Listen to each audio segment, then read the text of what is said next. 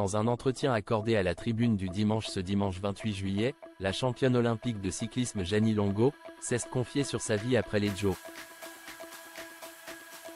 Le 21 juillet 1996, Jeannie Longo a marqué l'histoire du Tour de France féminin.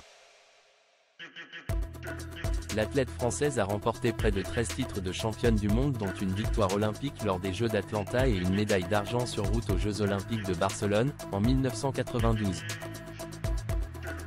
Dans les colonnes de la Tribune du Dimanche, celle que l'on surnomme le Terminator a donné un petit aperçu de sa vie après les JO, et une chose est sûre, c'est que la cycliste âgée de 65 ans est toujours aussi active. Aujourd'hui, je vis un peu comme une retraitée avec tous ses avantages. Je ne m'ennuie jamais car j'ai toujours quelque chose à faire. Je vis en montagne entouré de mes animaux et je suis encore cadre technique.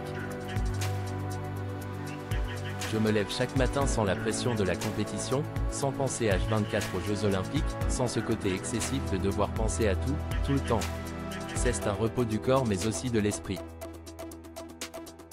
La championne olympique révèle également qu'elle n'a jamais arrêté l'activité physique, notamment le cyclisme.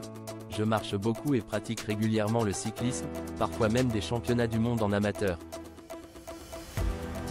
Féliciter une femme pour sa médaille olympique n'était pas naturel.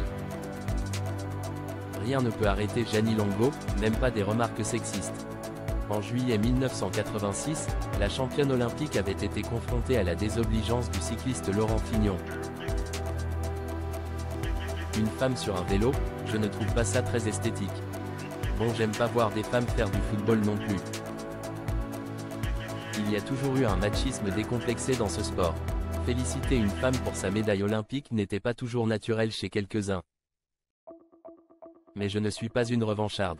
J'ai juste démontré à tous ces machos qu'une femme était capable d'exploits dans tous les domaines, a-t-elle expliqué dans la Tribune du Dimanche.